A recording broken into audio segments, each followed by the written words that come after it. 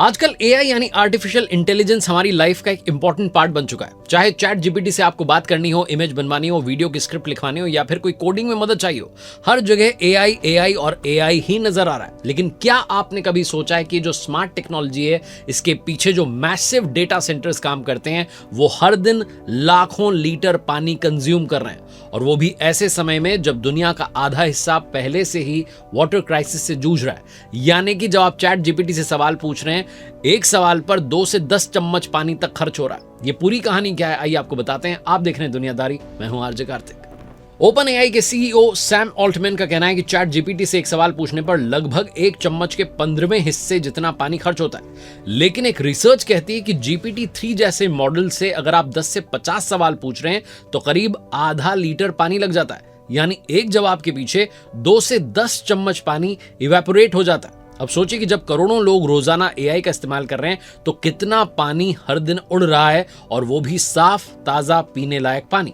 पानी सिर्फ सर्वर को ठंडा करने में नहीं लगता। ये पानी जो है सिर्फ सर्वर रूम्स को कूल रखने के लिए नहीं, बल्कि उन पावर प्लांट्स में भी इस्तेमाल में आता है जहां से डेटा सेंटर्स को बिजली मिलती है। स्टीम टर्बाइंस को चलाने के लिए भी पानी चाहिए होता है। यानी एक छोटा सा सवाल करने के पीछे एक बड़ा एनर्जी प्लस वाटर कंजम्पशन का चेन जो है वो चल रहा होता है। अब बात करते हैं अपने देश भारत की। हमारे यहाँ पर तो वाटर क्राइसिस पहले से ही है। इंडिया में पहले से ही जल संकट एक बहुत बड़ा इशू है, लेकिन अब डेटा सेंटर्स इसे और बिगाड़ रहे हैं। एक रिपोर्ट के हिसाब से 2025 तक इंडिया के डेटा सेंटर्स 150 अरब लीटर पानी इस्तेमाल करेंगे, और 2030 आते आते ये बढ़कर के 350 अरब लीटर तक पहुंच सकता है।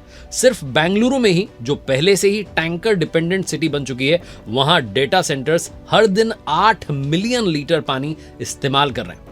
अब बात करते हैं कि जो बड़ी टेक कंपनीज हैं वो कितना पानी पी जाती हैं। गूगल, माइक्रोसॉफ्ट, मेटा, अमेजॉन जैसी जो कंपनीज हैं, इनके डेटा सेंटर्स हर साल अरबों लीटर पानी इस्तेमाल कर रहे हैं। गूगल ने 2024 में 21 बिलियन लीटर्स, माइक्रोसॉफ्ट ने 5.7 बिलियन लीटर्स और मेटा ने लगभग 7.6 बिलियन लीटर्स पानी यूज किया। और ये पानी ऐसे इलाकों से लिया जा रहा था जो पहले से वाटर स्ट्रेस ने, जैसे अमेरिका का एरिजोना, लैटिन अमेरिका का उरुग्वे और इंडिया का बेंगलुरु। लेकिन अब सवाल आता है कि सूखे इलाकों में ही डेटा सेंटर्स क्यों बनाए जा रहे हैं। सवाल यह है कि जहां पानी की पहले से कमी है, वहां टेक कंपनीज अपने डेटा सेंटर्स क्यों बना रही है। इसके पीछे कई सारे रीजंस हैं। पहला, वहां लैंड सस्ती होती है। दूसरा, रिन्यूएबल एनर्जी जैसे सोलर और विंड जो है इजी एक्सेस में अवेलेबल होती है। और तीसरा, एनवायरमेंटल रेगुलेशंस जो हैं थोड़े रिलैक्स्ड होते हैं। लेकिन इससे सबसे बड़ा नुकसान होता है वहां रहने वाले लोगों को, लोकल कम्युनिटीज को। स्पेन में तो लोगों ने प्रोटेस्ट करना शुरू कर दिया है। Your cloud is drawing up my river, इस नाम से एक एनवायरमेंटल कैंपेन चल रहा है। अब सवाल आता है कि क्या कोई सोल्यूशन है। तो टेक कंपनीज अपने वाटर पॉजिटिव बनने का वादा कर तो रही हैं, मतलब जितना पानी लेंगी उससे ज्यादा वापस एनवायरमेंट को लौटाएंगी। और कुछ इनोवेशंस उन्होंने इस डायरेक्शन में करना शुरू कर दिए, जैसे कि क्लोज्ड लूप कूलिंग सिस्टम, जिसमें पानी बार बार रिसाइकिल होता है। सी वाटर या वेस्ट वाटर का यूज फ्रेश वाटर की जगह। हीट रिकवरी, जिससे डेटा सेंटर्स की गर्मी को नियर बाय होम्स में यूज किया जा सके।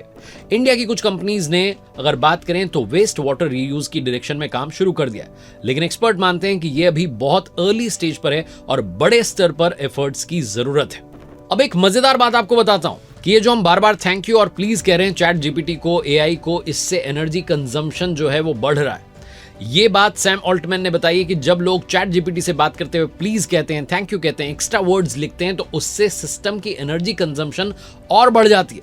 क्योंकि एआई हर शब्द को एक टोकन के रूप में लेता है, उस तरीके से प्रोसेस करता है। यानी कि जितने ज्यादा वर्ड्स होंगे उतनी ज्यादा प्रोसेसिंग होगी और उतनी ही ज्यादा पावर और पानी का खर्चा होगा। क्योंकि एआई का कोई इमोशन नहीं है, एआई के पास कोई भावना नहीं है, उसे ना रिस्पेक्ट फील होती है ना इंसल्ट, उसे बस क्लियर और स्पेसिफिक इंस्ट्रक्शंस चाहिए होते हैं। इसीलिए अननेसेसरीली पोलाइट प्रॉम्प्ट से एनवायरमेंटल इंपैक्ट भी बढ़ता चला जाता है। फ्यूचर स्मार्ट हो तो सस्टेनेबल भी होना चाहिए। एआई हमारी दुनिया को बदल रहा है तेजी से, चौंकाने वाले तरीके से, लेकिन इस तेजी की कीमत एनवायरमेंट को चुकानी पड़ रही है, खासकर पानी वाले रूप में। इंडिया जैसा देश जहां पर पानी की पहले से ही कमी है, वहां डेटा सेंटर्स और एआई अडॉप्शन को बिना एनवायरमेंटल प्लानिंग के बढ़ाना एक खतरे का संकेत है। इसीलिए हमें सिर्फ टेक को स्मार्टर नहीं बनाना है, बल्कि जिम्मेदार और सस्टेनेबल बनाना है। सरकार को, कंपनीज को और यूजर्स को, सबको मिलकर के इस डायरेक्शन में सोचना होगा। एआई तो पहले से ही इंटेलिजेंट है, लेकिन अब समय है कि हम ईआई यानी कि एनवायरमेंटल इंटेलिजेंस को दिखाना शुरू करें।